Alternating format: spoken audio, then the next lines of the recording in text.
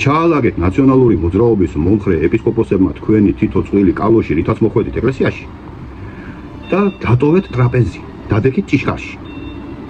აგვისტო-სექტემბერში ველოდებით საკონსტიტუციო სასამართლოს, რომელმაც სააკაშვილის მანიაკობა უნდა გაარჩიოს, მათ შორის საერთაშორისო სასამართლოს გადაწყვეტილებებით, ეროვნული ჩარჩოებით მოპოვებული მტკიცებულებებით, თითო პუნქტით, თითო მუხლით თავიდან ბოლომდე მოხდება ყველაფრის ერთად და ცალ-ცალკე გარჩევა.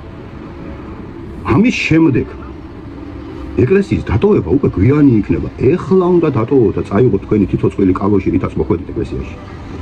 თქვენს კისერზეა იმ 800,000 კაცის უნანელობა, რომელიც არ ინანიებს ნაციონალური მოძრაობის და მისი ჭინკა-ჭინკა პარტიების მომხრეობას და მხარდაჭერას. თქვენი ბრალია, თქვენ გეკისრებათ ეს პასუხისმგებლობა.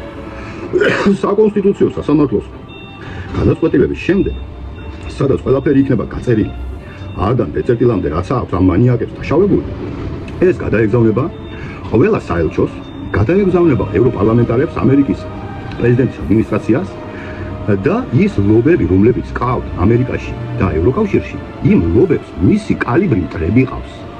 შესაბამისად, ესეთ დადასტურებულ ფაქტს, როდესაც მანიაკის ლობისტობა საწარმოებდნენ, ამ ფაქტს თქვენი ლობის მტრები ხელიდან არ გაუშვებს. და ლობები ჩავარდება არჩევანის წინაშე. ან თქვენთან ერთად დაიძირებიან იმ ჭაობში, რომელშიც დიდი ხანია ხარ, ან უარს იტყვიან და ისევ თქვენ საწინააღმდეგოდ წამოვლენ და აი მერე უკვე პოპკორნის დრო მოდის, უნდა დავუშვათ და ვისეიროთ თქვენი ბედნიერი სახეების ყურებით. შესაბამისად, მე იმედი მაქვს თქვენ ამ საკონსტიტუციო სასამართლოს გადაწყვეტილებას გაასაჩივრებთ და მე კიდევ უფრო საინტერესო მომენტი დადგება, იმიტომ რომ საერთაშორისო სასამართლოს გადაწყვეტილებაც რო დაიდება, მე უკვე თქვენი დევნაც დაიწყება ყველასი ერთად და ცალ-ცალკე. იმიტომ გეუბნებით მოინანიეთ მეთქი, მაგრამ ეპისკოპოსებმა, რომლებმაც ეს მანიაკი გაამართლეს სააკაშვილი, ჩემი პირადი რჩევა იქნება მამაშვილური, რომ ჩაალაგეთ თქვენი ერთი წვილი კალოში, რითაც მოხვედით და წადით ეკლესიიდან.